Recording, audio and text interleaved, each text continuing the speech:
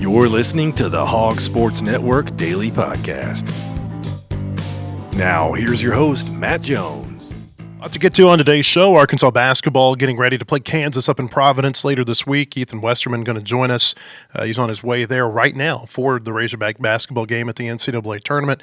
Christina Long going to join me in studio a little bit later. Razorback baseball in action tonight against Oral Roberts over at Baum-Walker Stadium. Also, a controversial finish to the NCAA track meet over the weekend for the men's team potentially cost them a national championship. Christina talked to Chris Bucknam yesterday, and we'll get her thoughts on that as well. But we start with Ethan Westerman. He joins us from the Charlotte airport. He's finished leg one of his two-leg trip to Providence this morning. Ethan, I know you got up early to do this. How much are you looking forward to being at the NCAA tournament on Thursday? Yeah, I really am looking forward to it. I've been to one NCAA tournament site before. It was in 2021 whenever everything was done at Indianapolis. So it was not like your normal NCAA tournament feel. So I'm really excited, to get to experience it for the first time, just what it's going to be like. I'm really curious to see just kind of if it feels so big whenever you watch a March Madness game on TV. I'm curious to see if like in an arena, if it's kind of like you can feel it as well. If it's kind of that same level of just, intensified everything. I know the production that they put on, with CBS and all the different stations that carry the games for March Madness. It just has that feel to it where it's special and it's cool. And I'm hoping that you can kind of like sense that in the arena too. My first time covering the NCAA tournament was in Raleigh in 2008, and Davidson was there, and Steph Curry was playing for Davidson, and they played Gonzaga in the first round. And I think he either scored 40 in the first round and 30 in the second round or vice versa. And, brought him back to beat Gonzaga. And then in round two, there's two games in the same site. And so game one is Georgetown against Davidson in Raleigh. But all the North Carolina fans are there waiting on their game against Arkansas that afternoon. And so all the North Carolina people are behind Davidson. And, that's 90% of the arena. And then, the Davidson people, that's probably like another 8% of the arena. So it was basically like a home game, and Steph Curry goes off. They were down by like 17, 18 points, and they come back and they win. And, there is a big-time feel when you're in the building for these NCAA tournament games, no doubt. Oh, yeah, I'm anticipating it. It's funny because I feel like we got, conference tournaments, say what you want about them now, like their importance or whatever, but you still kind of get just that bigger feel whenever you're in there. And it was kind of, I feel like, I don't know if Anthony mentioned this, if he's been on the show, but whenever Arkansas played South Carolina, you got that feel as far as like, Kentucky still travels for this tournament and they're packing the arena, and South Carolina, was the last place team, and Arkansas is blowing a lead to South Carolina, and John Calipari's the coach, and that arena just started to, like, it started to turn, like, pulling for South Carolina, and you could just kind of, like, feel like, maybe a lighter version of what it's like at these tournament sites whenever the lower seed starts to upset a team that's supposed to win. So I will be curious to see. I've been to this arena before. It used to be called Dunkin' Donuts, or the Dunk. I'm not sure what it's called now, but it's got a different name. And it was just kind of a different feel of a basketball arena that I've ever been to. It was like a very, I don't know. It was also an NIT game, so that plays into a factor. But it didn't feel like an SEC arena at all to me. It's just kind of like that more professional feel, which that makes sense with the NCAA tournament to have it at a place like this. So I'm anxious to see just what the environment's like, how the different fan bases travel. I'm sure St. John's, being that close, will probably have quite a few fans there. And then I'm sure Arkansas will travel and Kansas will travel. So it'll be interesting. It's the last building that Mike Anderson won a game at as coach of Arkansas. So it's just kind of there's a lot of weird Providence history with Arkansas, because I know Nolan's teams, one of Nolan's teams played there. And I think one of his last teams to make the Sweet 16. It was the last one. So there's a lot of just little Arkansas history in Providence. So it's going to be cool. It's called the Amica Mutual Pavilion now in Providence, where they're going to play this game. I'm going to vote that the Dunk is way cooler. Oh, for sure. I think when Arkansas played there in '96, it was called the Providence Civic Center in the same building. They beat Penn State and Marquette back-to-back. And then, ironically, they end up losing to John Calipari's UMass team in the Sweet 16 at the Georgia Dome down in Atlanta. So Arkansas and Kansas played back in October in an exhibition game, and you were at that game. How much do you think either of these coaching staffs are looking at anything that happened that night, or do you think that that's just too unique of a setting? Like, remember, John Calipari asked Bill Self if he wouldn't play zone. I don't think he's going to be able to make that request on Thursday in an NCAA tournament game. Do you think they look at anything from that night in October? Does it matter at all to this week's game? No. I mean, short answer, no. Two totally different teams by now. I mean, remember at that time, Kansas is the preseason #1 team in America, and clearly that hasn't panned out. Arkansas was, a highly ranked team entering the season, at least in the top 25, and that didn't pan out. But now these are two different teams that you've made it to March, and you're still. I know it's kind of cliche, but still searching for kind of like what team are you? And I think that's what this time of year is for. You really find out what you're made of. I think Arkansas's trended in the right direction as of, of course, since honestly February 1st at Kentucky. That was kind of the tipping point. Kansas, I think, is still they've had some moments, but they're still really trying to search to find out who they are. I'm anticipating this is just a game that each team is you're going to see what they're actually made of. It's kind of I feel like almost like an exposing game, like which team really is not who you thought they were. But I don't think you look at that game in October. I think, was it October, maybe early November? I don't remember. I don't think you look at that really at all with this. I mean, maybe the one thing you do is the guard play. I remember Bill Self said that he thought Arkansas had 3 of the best guards that they'll play. And obviously right now they're down to, they still have the 3, but they've been playing with 2 for a while of those 3 that he was mentioning. So, it'll be interesting to see what happens tomorrow. I do think that these are 2 totally different teams. I mean, you didn't even see Hunter Dickinson when Arkansas played Kansas earlier. So that's I mean, the first way that you can't really put too much stock in that game. Well, in Kansas didn't see Jonas Adu. Arkansas didn't see Rylan Griffin. There were a lot of players who were either out or limited for that game. It was October 25th, by the way. It was the second best game in Fayetteville that night. You had the Battle of the Bulldogs going across the street over at Harmon Field. That's where I was on that night. I'm interested to see this Adu-Dickinson matchup because, again, neither of them played in October. I was going back and looking, though. They did meet last season whenever Adu was at Tennessee and Dickinson was in his first year at Kansas. Adu didn't have a great game, and Dickinson had 17 points and 20 rebounds against Tennessee in a game out in Maui. I wonder with Adu, obviously, he's starting to kind of feel like himself again. I kind of wonder if that game might play a little bit of motivation going into this one. Yeah, I mean, players don't forget poor performances they had, and they want to perform better. And also, I just look at this game as I think that the front line in general for Arkansas is probably looking at this as an opportunity to kind of prove themselves against a guy that if you ask any casual college basketball fan, who's one of name a big man, and Hunter Dickinson's probably the first one off most people's lips. So it's one of those where it's a chance to go up against a guy that everybody thinks should probably have his way against you. I'm curious to see his Zvonimir Ivisic, if he can, just with his height, affect Dickinson at all. I mean, that's kind of the game, I think. It's just how does Hunter Dickinson do against Arkansas? And if he's having a night, does anybody else? I think that's the key. If Dickinson gets going and then you all of a sudden look up and, their guards are starting to get involved, Juan Harris, KJ Adams, I mean, if these guys are getting involved with him, that's whenever I think you're in trouble. Talent-wise, I don't know that Arkansas has played a whole lot of teams that are any better than Kansas. But Kansas, they haven't figured out how to play together this year. It's been a very perplexing thing watching Kansas play, and I watch quite a bit of their games. They just they don't seem to have any real cohesion, and from one game to the next, you just never know what you're going to get with KU.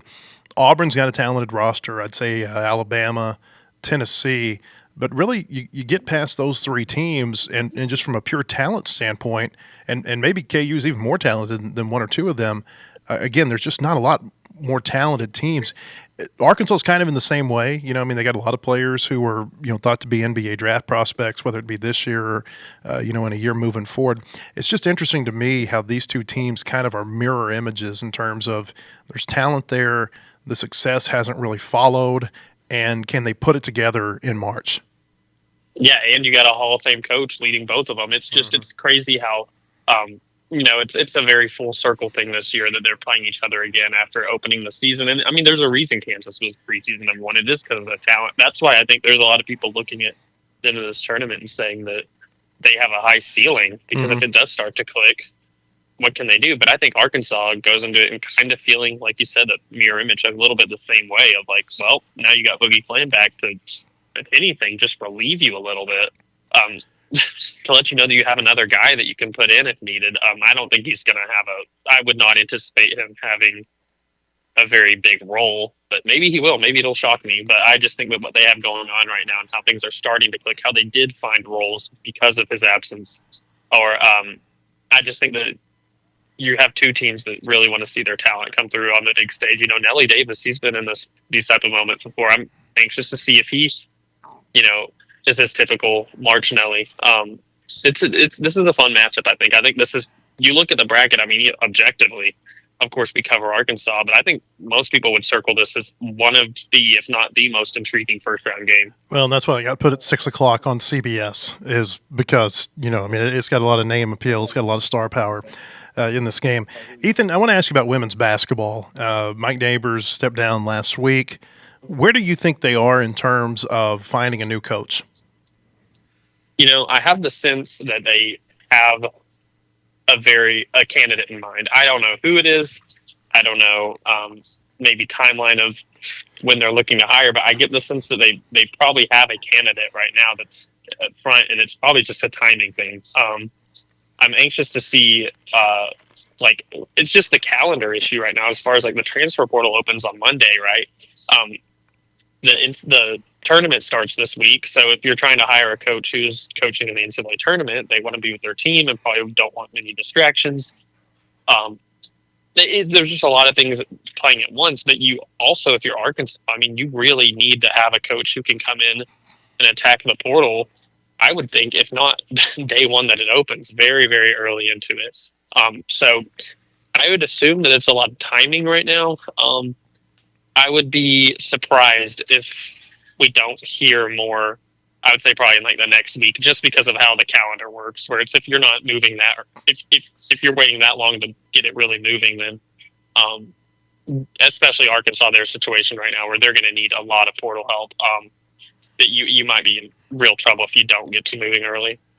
There are the names that are out there. Molly Miller has been mentioned a lot. I think Carly Thibault-Dodonis at Fairfield is a coach that a lot of people think is going to get a bigger job, whether it be this cycle or the next. There are others.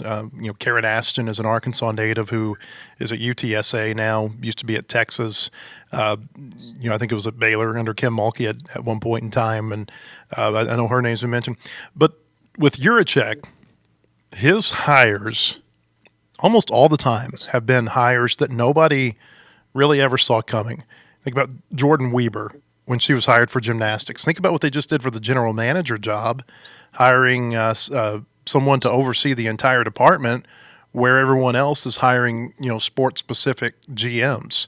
And so it feels like he's always trying to think outside the box. Do you think this might be an outside-the-box hire?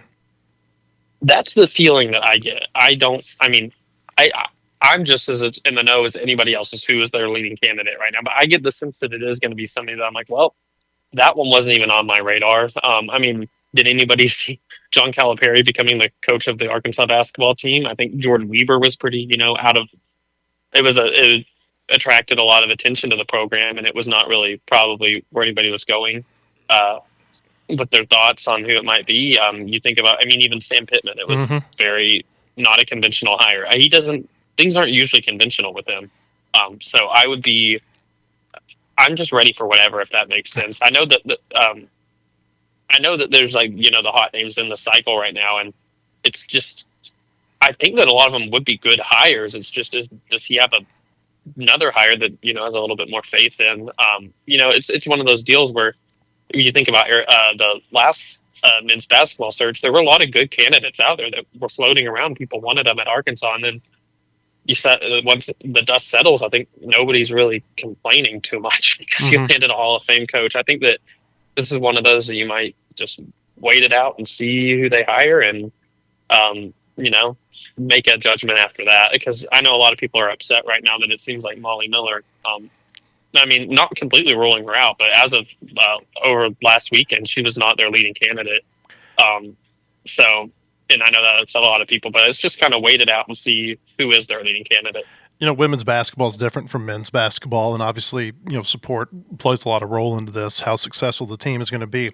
I will say this. You look at Juracek, nobody was unhappy about the Musselman hire, and it turned out pretty well. I don't think anybody was real unhappy about the Calipari hire.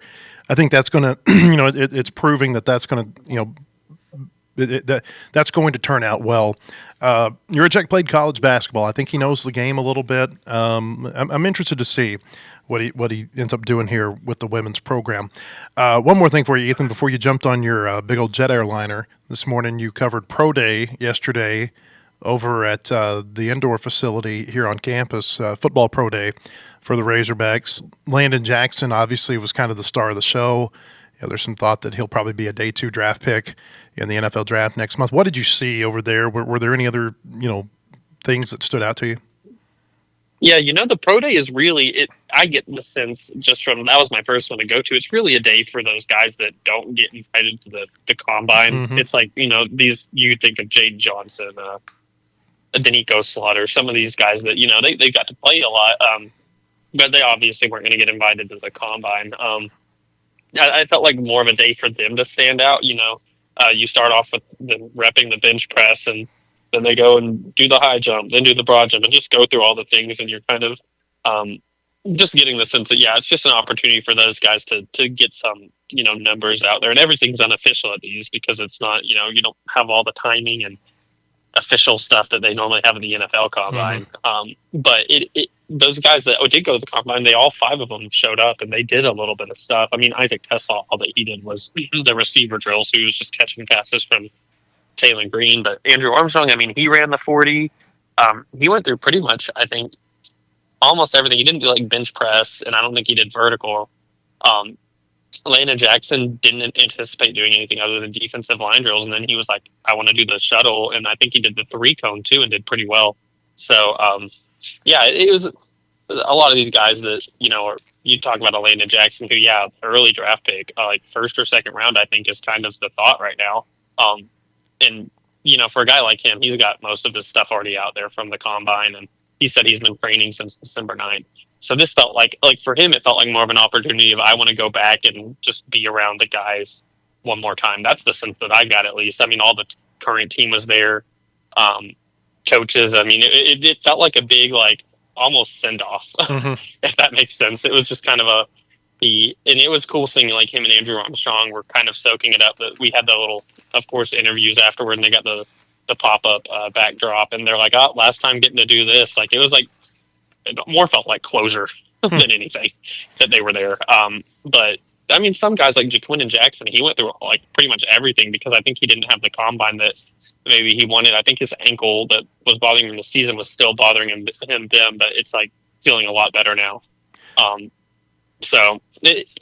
was just, it varied depending on the guy of why they were there, what they were doing. But Pro Day is definitely, it's not, make or break for any of these guys, I don't think, but it can't help them. Isaac Tesla at the combine, he did not hurt himself at all with how good he did there. So I'll be interested to see guys like him, if just the performance that he's had at the combine and the Senior Bowl and stuff, if that can, really help him out. Well, it'll probably get him on a practice squad, if nothing else. Get him one of those free agent contracts if he's not drafted. I think I would think so too. He's really helped himself here over the last 2 or 3 months. Ethan, good stuff. Be safe. I will try. All right, we'll see you. Ethan Westerman on his way to Providence for the NCAA Tournament. We'll tell you can get the latest breaking news on all Razorback sports at wholehogsports.com. Most in-depth source for all Arkansas sports analysis, Latest in recruiting, unique stories on all your favorite teams. Subscribe today at wholehogsports.com. There you can read Ethan's recap of the Razorback Pro Day yesterday. We got stories pretty much on every sport in season right now. Busy time at our website. When we come back, Christina Long is going to join me here in studio. We'll talk Razorback baseball. But first, a word from our sponsors. At Kindle King, we're proud of over 4 decades of design. We're continuing the legacy of great creative design by combining our brands of Kindle King, Soapbox, and Shopcart. Together, these brands represent a new focus in marketing design with individual attention to specific areas. Through our design expertise supported by a team of talented professionals, we showcase our best. We are Kindle King, we are Soapbox, we are Shopcart, we are design.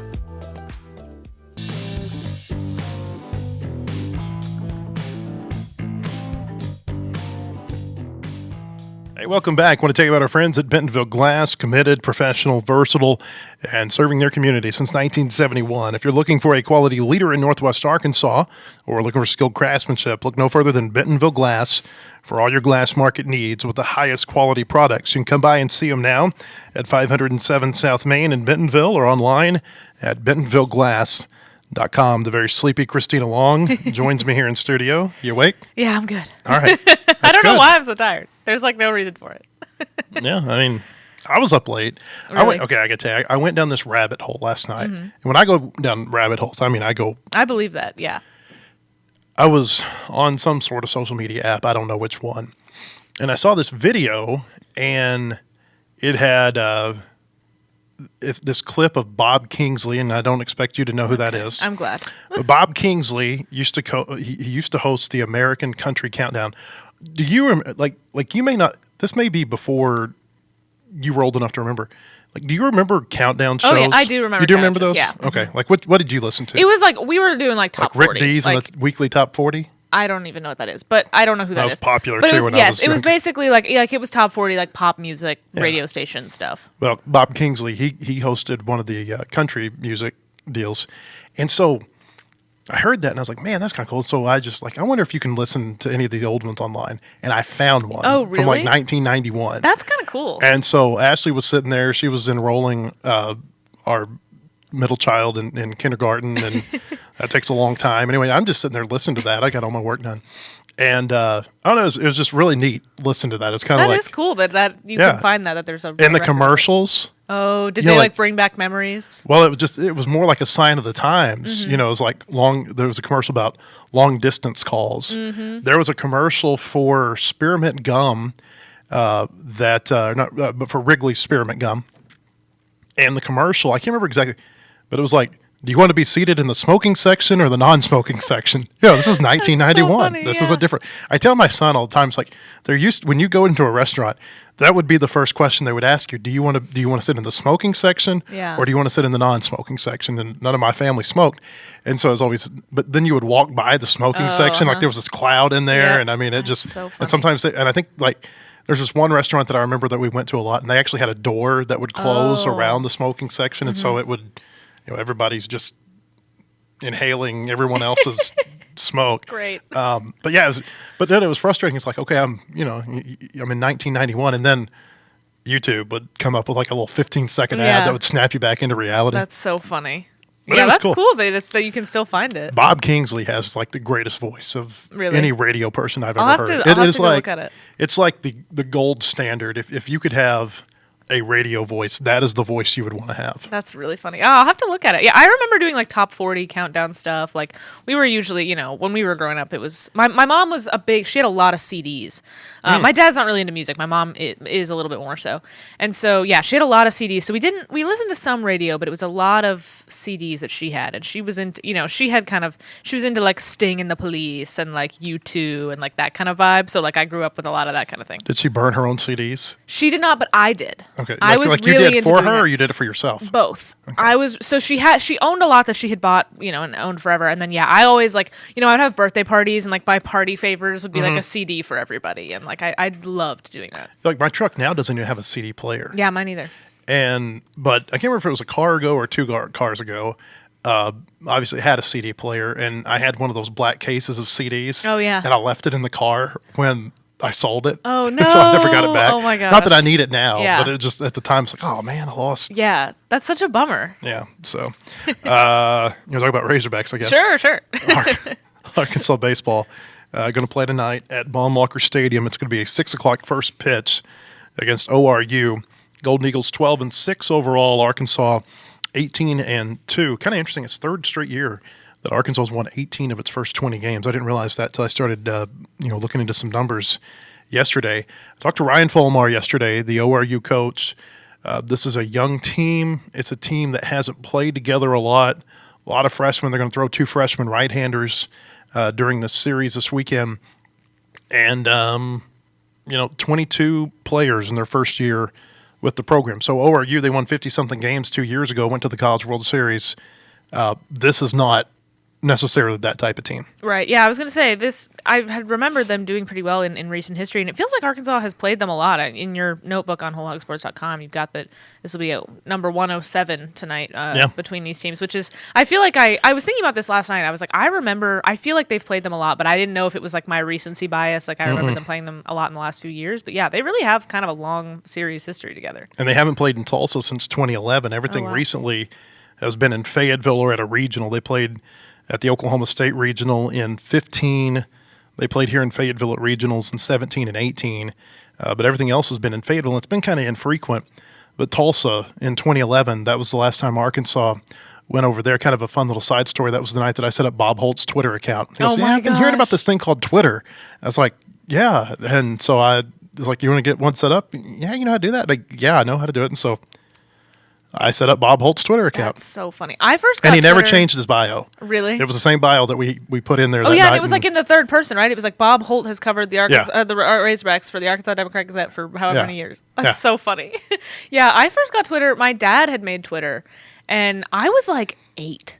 And he was like, I think I was like 8 or 10. And he was like, you girls need to make a Twitter so you can follow me. Like, he wanted us as followers. And I'm like, that like altered my, like, you had no idea that you like altered my brain chemistry by putting me on Twitter at the age of like, I think I was I might have been 10. I think I might have been 10.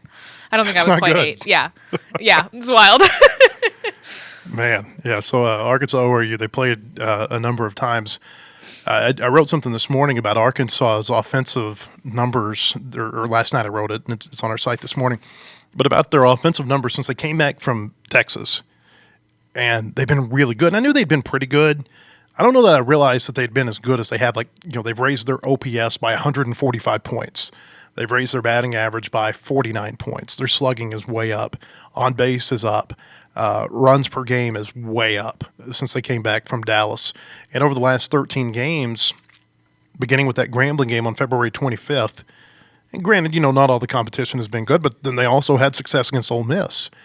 Like 12 innings in 13 games where they've scored 4 or more runs. They've had 2 6-run innings. They've had an 8-run inning. They've had a 10-run inning. They've had multiple 5-run innings. I mean, this lineup, and we'll see if they can keep it up, but the lineup just feels as deep and unforgiving as a lineup that I can remember. You get down to the bottom, and it's going to be this way with every team. There's a hole at the bottom of the lineup. But the first 6 and on some days 7 batters, I mean, it's just where is there space to breathe against Arkansas? Right. It's interesting because I feel like going into the season, I don't know that we were worried about the pitching, but I feel like we were more worried about the offense, I think. Just after last year and some of the disappointment of last year, we were a lot more concerned about the offense than we were about the pitching, and it's kind of turned out to be the reverse in some cases. Now, I don't think either has been, the lineup hasn't been perfect, like you've said. There's a hole in it, but that's kind of always going to happen. There's some games where they don't get it going, but that's also just going to happen. But I think, and the pitching staff isn't, a big problem, but I think the greater cause for concern has been, especially coming out of that first SEC weekend, has been the pitching staff, which is not what we expected to be, saying at this point. And we'll see. It's one of those, Bubba and I talked about this yesterday, is one weekend doesn't make a trend. It does not, yeah. And starting pitching, Gackel's been shaky for most of the year, ever since the first outing, but the other two have been pretty consistent. And so I don't think it's time to panic about starting pitching yet. I do wonder, though, the toll that last weekend put on the bullpen You got South Carolina coming in here this week, and you got 2 midweek games. I wonder what pitching is going to look like on Tuesday and Wednesday. There's some guys who didn't throw over the weekend, some who didn't travel, who I'm sure are going to pitch in this series, but they're stretched a little bit thin in the bullpen right now, more so than they usually are in the midweek. Right, and more so than I would have guessed that they would be. But yeah, I mean, I think you're right. It's not time to panic. I mean, it's something that Dave talked about at Swatters Club early in the year, where it was like, we don't want to be playing our best baseball right now. Like, it is normal and okay for there to be things that we need to fix and problems we need to solve. And, especially starting SEC play, and you've got a lot of new guys. Like, that's just kind of that's kind of to be expected here early in the season. And as long as they can show progress over the course of the season, then yeah, that's what you want. So kind of unique in this game tonight, and I didn't realize this really until I was talking to the ORU coach. And as I'm talking to him, I'm looking at their stats, and I see a name. I'm like, that looks like a Polynesian type name. And I click on it. Well, he's from Hawaii. And then I click on the next guy, and he's from Hawaii. Their top 2 hitters are from Hawaii. And Arkansas, you could argue their top 2 hitters, if you look at batting average, it's 2 of their top 3, obviously, are the Aloy brothers. You got Nolan Souza from Hawaii. I mean, this is really interesting tonight that you've got 5 players who are all starters. 4 of them are major, hitting contributors, and then Souza's probably Arkansas's best defender, or one of them. 5 Hawaiians playing in the same midweek game in Fayetteville, Arkansas, between a couple of teams from Arkansas and Oklahoma. Yeah, I mean, I am so interested in tracking kind of the Hawaiian baseball situation. I wrote about it last year for our baseball season preview, and I talked to Rick Nomura, and, I love Rick. He was one of my favorite players on the Razorback teams that really got me into baseball, and so it was really fun. I called him because he had, coached Nolan in travel ball. Nolan played for his family's travel ball team, and so I called him to just kind of talk about, having a kid from Hawaii here, and talk about Nolan, and, talked about Vahiva as well, who he knew but not as well. And it was just so interesting to hear about how difficult it is for players from Hawaii to make it to, the SEC, and how hard it is for them to get recruited. And Rick was saying, when he was at Arkansas, and it's about the distance and it's about the cost. Yes, it's expensive for them to get to the mainland. Yep. And it's expensive for the coaches to get out to Hawaii. I talked to Nate Thompson. He goes, yeah, I'd love to take a trip out to Hawaii and recruit, but that's just not really in the recruiting budget. Exactly. And then, for the families to go to camps, go to things like that, that costs a lot of money for them to do and a lot of time. And so that was, and Rick was saying when he came to Arkansas, it was super unusual. And we've seen some more Hawaiian play, some different SEC teams have had some players from Hawaii. And but Rick was saying, when I came to Arkansas, most guys did not make it that far in the country, that far east. A lot of guys, he was like, the furthest we were going from home was like Oregon State. And so it was really interesting to kind of hear how it had changed from his time at Arkansas to now, and how it is so hard. Vahiva Aloy, I talked to his dad, his and Kahio's dad, and he did some camps. He went to a camp at Stanford, which was where the Sacramento State coaches noticed him. And with Kuhio, though, he wasn't getting invited to as many camps. It was a little bit different, and they were doing a lot of, a lot of what they had to do was posting clips on social media, posting clips on YouTube, trying to get him noticed that way. Trying to get somebody to kind of see him, and sending video out. And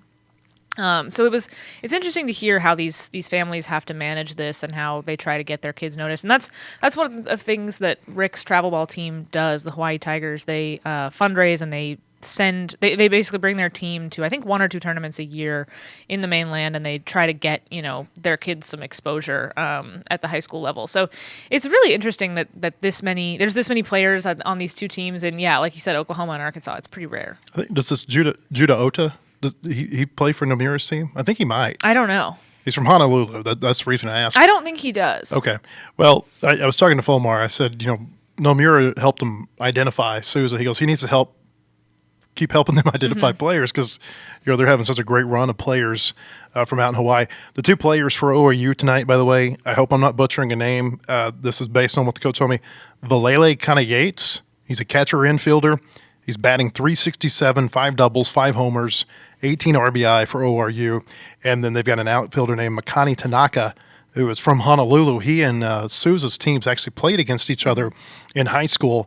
He comes into this game batting .342, 3 doubles, a triple, a home run, and 13 RBI. So just kind of fascinating tonight that you've got all of these Hawaiians, that are potentially going to be starting this game over at Baum. And I misspoke. Judoda does play for I thought Rick's he did. team. You're right. I was thinking of he I was thinking of the ORU guys, not the incoming I was freshmen. reading something where, and I'm sure it's not all the players who do this, but where players on the other islands will fly into Honolulu on Sunday, and like the best Vahiva Hawaiians did will that. play each other. Vahiva did that. That's kind of how Rick knew him and how, Vahiva and Nolan had met. So Vahiva, he was on a travel ball team that, came from another island, and they would play these, I can't remember what he called them, but they would play these. It's like Sunday night in Honolulu. And they would play these, and Nolan and Vahiva played in them. And so they knew each other a little bit, even though, they don't play each other during the high school season or anything because they're on different islands. But they would fly in and play that. And, Rick was saying it's a really fun event that a lot of the community comes out to. Hopefully they've got like frequent flyer miles. When we went on a honeymoon to Maui, but we wanted to go to Oahu to see Pearl Harbor and some other things on the island. It was like $250 just to go. How long is the duration? And that was a long time ago. 25, 30 minutes. Yeah, because I was like, I have no concept of I'm how sure far it's, apart the islands are. you know, I'm they don't sure look far on a it's- map, but and that's from Maui to Oahu. Right. And I don't even know, from the others. Maybe a like little the bit last longer. one to the first Right. one. I couldn't tell you which one was Oahu, which one was Maui. I don't remember either. I just knew I was way away from home. Yeah. Whenever I was out there. This is to me it's kind of fascinating. Ben Bybee's going to start tonight for Arkansas, the junior right-hander. He looked really good against Ole Miss the other day. Didn't allow a run, didn't allow a hit. He had a walk, struck out a couple, and that was on that night where Ole Miss was putting everybody on base for several innings until he came into the game. Yeah, I think what you said earlier about what they're going to do pitching-wise in these two games will be something to track just with the arms they want to use. And Bybee, I think, gives them a good option in the midweek, and it was good to see him, pitch the way he did at Ole Miss. And I think I'm more interested what they do with the bullpen situation, in this game and tomorrow. They need Bybee to give him some length, I feel like. Yes, definitely. Where they don't have to use so many of those arms. Will Edmondson, who played for Arkansas last season, he's at ORU. Batting .306, 3 home runs, 2 doubles, 7 RBI. He started all 18 games for them, hit a 3-run homer last weekend in one of their games against North Dakota State over in Tulsa. ORU's 12-6 coming into this game. Also, Justin Thomas. A lot of people have been asking about him since Sunday. I checked in on him yesterday. Told he's doing well, Good. that he worked out, and that he hit at Arkansas's facility yesterday. So it seems like that shoulder is fine. Bubba was talking yesterday about the angle that he hit the wall is something that kind of concerned him. Yeah, and I had seen some stuff on social media from people who were at the game that said it was like, they said you can't really tell on TV. You can tell he hits the wall hard, but they're like, you don't really realize how hard. Like, we heard it. Like, somebody said it sounded like a car crash. So it's something like that where it's, you see it on TV and it goes, oh, that hurts, but you don't really necessarily realize how much it might hurt. So I'm looking forward to this. I'm looking forward to seeing if Arkansas can keep the hitting going. Yeah. I would think against a couple of freshman pitchers who have thrown a combined 7 innings. Yeah. And neither of their numbers are, one of their numbers is not very good. The other one, I don't think he's pitched enough really to have numbers yet. But can they keep the hitting going into this game, and can they stay hot going into South Carolina this weekend? Yeah, I would think so, in these two games. I think the big test will be South Carolina at home, and, if they can do enough in these couple of games to like you said, kind of keep it rolling. And, South Carolina, we were talking, I mentioned last week that I felt like Ole Miss was a pretty good way to start your conference series because there's not that many, easy games. And South Carolina's not easy, but, they're one of the few SEC teams that's not ranked, It's one of the winnable SEC series. Exactly. So that's a good, way to open at home, especially after, a pretty tough series at Ole Miss. Arkansas's got, and A&M's not playing as well, so I don't know that Right. the A&M series, but I'm not going to sit here and say A&M's not any good either, because they're kind of like KU basketball. They got the talent. When are they going to turn it on? You know what I mean? But they've got this stretch here over the next 3 weeks where you feel like they need to be able to stack some wins. South Carolina this week at home. They go to Vanderbilt next week. Vanderbilt's good. I don't think they're the Vanderbilt, maybe the standard of Vanderbilt that a lot of people are accustomed to. And then Missouri comes in here, and then you got that stretch where you go at Georgia, A&M here, you go to Florida, and then Texas is here, and then you go to LSU and Tennessee, the top 2 teams in the country. Tennessee's here, but the top 2 teams in the country to end the season.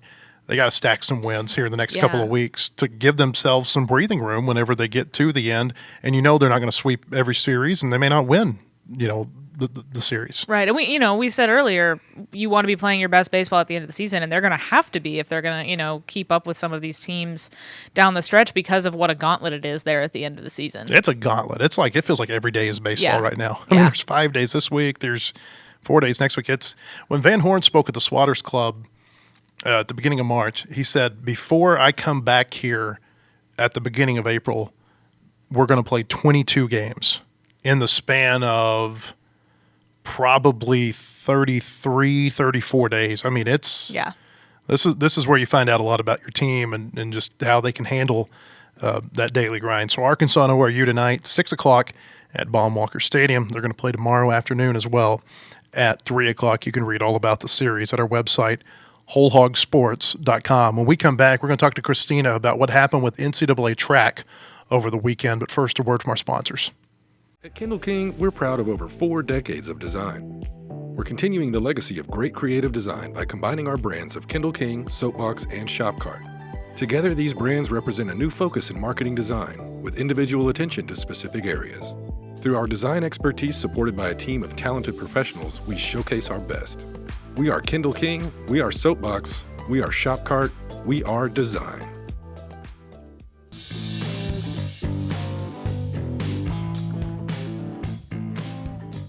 Hey, welcome back. We're going to talk Razorback track now. The men finished 4th over the weekend at the NCAA track meet in Virginia Beach, and it was a controversial ending. I'm watching baseball, and Christina texts me. She goes, "Are you seeing what's happening here with track? It's crazy." And it was probably one of the most unique finishes ever to a championship track meet. Basically what happens is that Arkansas did they have the best mile relay time, the best 4x4 time in the country? They did. I think they did too. So they've got the best time in the final event of the championship, and they're down by 4 points to Southern Cal going into the 4x4, down by 2 points to Auburn, but Auburn's not running Auburn wasn't in the race, event. yeah. So if Arkansas wins this, they get 10 points. Texas A&M had the best. A&M had the best time. Arkansas had the second best time. Third best time. Florida. Okay. Regardless, Just for accuracy. But they're Huge. competitive Huge, times. I mean, yes. we're talking tenths of seconds, right? Exactly. Yeah. So they think that they've got a chance to win the relay. Whether or not they would have done it, we don't know. A&M has a runner who runs into Arkansas's first leg of the relay, knocks him off the track. He drops the baton, and then Arkansas just jogs it out the rest of the way, and they're about to get lapped, and it confuses the judges who I guess, or the officials who I guess think that Arkansas is in the lead. Yep. And just so far ahead of everybody else. And so they're like holding the other team's anchor legs off of the track, and I guess one of them runs around. The Texas A&M guy was like, I'm going. And so he like runs around the judge. It's chaos. Yeah. Chaos ensues here at the end of this. I'm sure it affects the times for those 3 teams that were still running. Now, A&M ultimately was disqualified because of running Arkansas off the track. So it ends. Chris Bucknam, the Arkansas coach, asks for he protests, and he asks for a rerun. They want to run the 4x4 by themselves with nobody else on the track. And it's like an hour-long review process. An official comes up to Bucknam. The on-site official says, "I'm not the one who can make this call. The NCAA office has to make this call." And so then everybody gathers in a room upstairs at this Virginia Beach facility, and I guess that they're having a conversation with people back in Indianapolis. And ultimately, Bucknam gets a phone call that says, your request has been denied, basically. And I think if you're a good lip reader, you can see that he had a choice word or two whenever he got that told to him. And then the ESPN cameras filmed him talking to his team. I'd be curious, did you ask him if he knew if the audio was on when the cameras were on? I didn't ask. Because I wonder if he just thought that they're just filming him, but they're filming him and they're also getting the audio of what he's telling his team. And I know that there were some people who were upset that, he was too kind of passive, talking to his team, telling them, hey, we're going to accept the official's decision. We're going to go get our 4th place trophy. We're going to tell Southern Cal congratulations, and we're going to go home and get ready for the outdoors. Take it from there. You had a long conversation with him yesterday. Still pretty upset about how everything went down. Absolutely. I mean, this was a crazy situation. And, basically Arkansas was in potentially position, cost him a national championship. Yes, it did. Because what happened with the baton exchange, with the officials messing it up, basically, if you don't know anything about track, the third heat is usually the last heat is usually the fastest. Everybody with the best times. And it was the third heat. This is the third heat. This is the final heat. So these are all the fast teams. Southern Cal, who's leading the team score in the meet, is in it. Texas A&M, Florida, and Arkansas. Arkansas could have won the national title, could have won the meet if they finished basically 2 places better. So it was kind of a situation where if USC got 4th and Arkansas won, they would have jumped, something like that. USC did get 4th because of what happened with the exchange issue. So they did get 4th. Nobody in the fast heat at the end placed top 3. Everybody that placed top 3 in this race was from the second heat. And just to interject, Arkansas could have won the national championship had they won it, or they could have tied USC for the national championship had they finished second. So it basically cost them a solid shot at a national title, because the idea was, okay, so there were multiple things that happened. So Texas A&M runs Stephen McElroy, Arkansas's first leg guy, off the track. Bucknam told me that they were pretty sure they protested. So that's kind of like throwing your challenge flag, basically, and said, go back and look at, this push and see if it was, you basically evaluate if it was intentional, if it was flagrant. And Bucknam told me that they were pretty sure that Texas A&M was going to be disqualified anyway, that the officials had already at the time and during the race had already sort of decided. They protested anyway. Texas A&M was disqualified. It was ruled flagrant and intentional.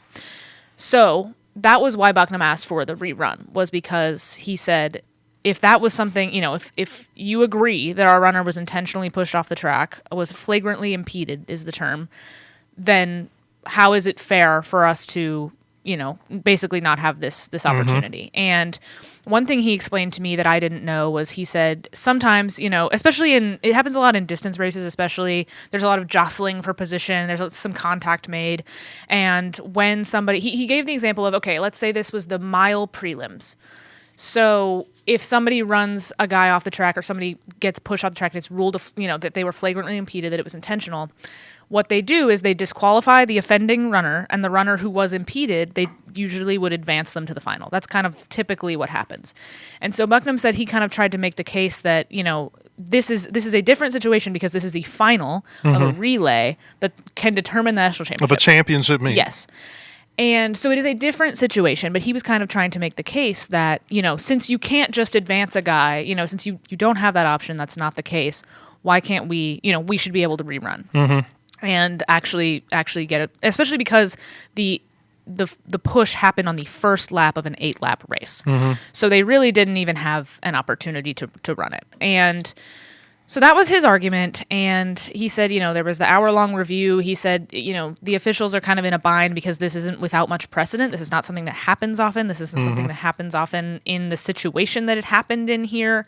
And they basically said, we can't come up with a conclusion, so the meet's over. There's no good solution.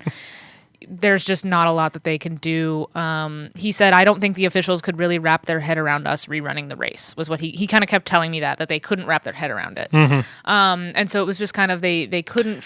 They're scared to set precedent. Right. And could be challenged later on. And, they have Bucknam in there saying, let us rerun it, let us rerun it. They have every other coach saying, don't let them rerun it. And all of this is playing out on the broadcast.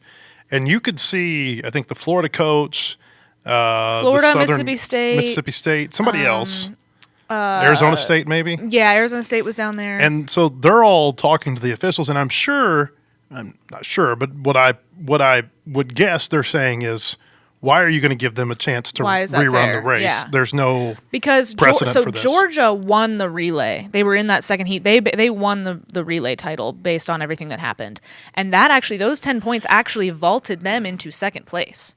So then Auburn got pushed to third and Arkansas got pushed to fourth. 10 points at a championship meet like this, Or it's like gold. I mean, what total won? Like 50 something? If that. No, not even 50 something. Southern Cal won by like About 30 something. 40, yeah. Almost 40. Yeah. So, that is a huge chunk. And so, yeah, that is why Arkansas was in position to, maybe be runner-up, which they always want to win. They wouldn't have been happy with runner-up necessarily, but they get pushed back to fourth because of this. And so that was kind of the situation. It was so crazy. I mean, this was an hour long, and when you're watching, the track broadcasts are kind of odd. They have commentary, but it's it's ESPN Plus, so it's not, they're not filling TV time. If it had been on actual TV, we wouldn't have seen any of this because they would have just ended it when it ended because they have other things to get to. But the ESPN Plus, I mean, the stream just runs, and the commentators come in at, they came in maybe twice over the course of this hour to kind of try to give an update or explain what was happening. But for the most part, it is like dead air. Like, it is silence. It is the room noise, which is where you can hear Bucknam's speech. I give him credit for keeping the cameras on. Me too. Like on Arkansas, because you can see Bucknam, you could see Doug Case, Matt Downs, who's the director of track operations. I mean, they were all working the phones, talking to people who were coming over, I don't know that they could have done anything else to appeal this any harder. The only thing I can think of that they could have done is like Shooter McGavin and run up on the stage and steal the trophy and run away with it. Hey, Patrick Kiprop, go get it. Nobody's going to catch you. It was crazy, and you could see the director of ops go to, he calls the coaches, he's kind of talking to the officials. He kind of brings them over and he says, okay, here's the situation. We can ask to rerun it. And Doug Case, I think his words were basically, yeah, we'll rerun it. We don't care. Like, we'll do it right now. And the whole time that this is going on, Arkansas's strength and conditioning coach has got the 4 runners out in the middle of the track, staying warm, trying to get them warmed up and ready to run it again. Yeah, so it was, especially because I kept thinking, I was like, okay, it was high drama. It was crazy, like drama I would not expect to see in track, and track is a very exciting sport. It is, and this was crazy. And so I talked to Bucknam yesterday about it. He's obviously they're really disappointed.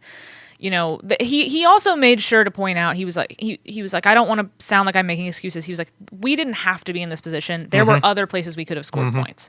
They got some results they were not expecting. Right. They failed to get points or did not get as many points in some events that they really were positioned well to score big in. The high jump, the distance events, they just didn't get what they needed. So it was not just this. And he knows that and made sure to say that. And, they're going into outdoor now, and he kind of went on this extended, I really like talking to Chris Bucknam. He's great to talk to. Oh, he gets animated. Yes, and he was Boston very animated. accent. Yes. Yeah. And he had this extended metaphor about, how they're looking at outdoor now. And he said, we just had a midterm exam with the indoor meet and the indoor season, and we got an A-. And he said, most people would be cool with an A-. Most people would say I'm good. We're trying to go from an A- to an A. And then he kind of went on this whole metaphor about, we've got to talk to our guys now about, hey, you've got to do this extra reading. If you go read this book, you'll know more about the topic. He uses this whole classroom metaphor, and he basically said, we're not satisfied with the A-. Like, we've got to get an A in outdoor. And that's what they're turning their attention to. The women's team also finished 4th. They had a really rough first day where they didn't qualify as many people as they needed to basically have a good shot at the title. And they actually ended up, it was pretty unlikely that they would get where they did, and finish 4th. And so Coach Johnson, when I talked to him, he was quite proud of their effort given how they came out and started and how it would have been very easy for them to kind of give up. And so he was actually feeling pretty good. They're not happy with 4th. They wanted to win. They'd won. They were going for a 3-peat. But he also said he thinks that they can learn a lot from this. They got an A- because the dog ate their homework. And the dog in this case, as it usually is the NCAA. Yeah. We were talking about football and the rule changes the other day, and how the rule changes in football are always a reaction to these high-profile, how Oregon, Ohio State ended in the regular season, or Brett Bielema's little spat with Beamer at the bowl game, or whatever the case might be. Georgia and all their overtimes and their timeout, all their timeouts and overtimes against Georgia Tech. I'll be interested to see if track, now that they've had this high-profile incident, at least within their sport. I don't know how many other.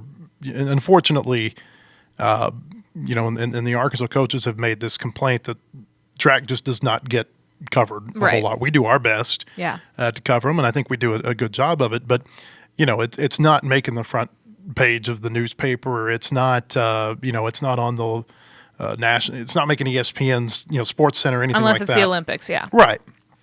And so But this is a high-profile event within that community. Mm-hmm. And so I'll be interested to see if maybe they get some rule changes because of this. Yeah, we're kind of a couple of track heads. We both really love covering track. I love it. I've been learning. I'm not. I'm an always expert disappointed at at indoor season because I go over there and I cover about the first month of right, and then baseball indoor, hits. and then baseball starts, and Yeah. Yeah, that's where my I've been focus goes. enjoying learning about it a lot. I feel like I learn something new every time I watch it, and it is truly very exciting. I really, I was really looking forward to, watching. I was covering them remotely. They were in Virginia, but I was really looking forward to just sitting and watching these all day. Even when Arkansas doesn't have anybody in it, it's really fun. So I've been really enjoying covering track, and I think outdoor will be exciting. I've actually never covered an outdoor meet. I don't know if I've been to one here, so I'm looking forward to that. Been to the NCAA back when they let the NCAA outdoor meet be held somewhere other than Oregon. Yeah. And now they've got a stranglehold on it, and you can't get it out of there anymore. So you can read more about the Razorback track teams at our website, wholehogsports.com. You can read all of our coverage there, baseball, basketball, football, what have you. There's a lot of sports that are in season right now, and football's in spring season, but you know what we mean. And we've got coverage there at our website. Hope we see you there, or we hope we see you on our podcast tomorrow. Have a great day, everybody.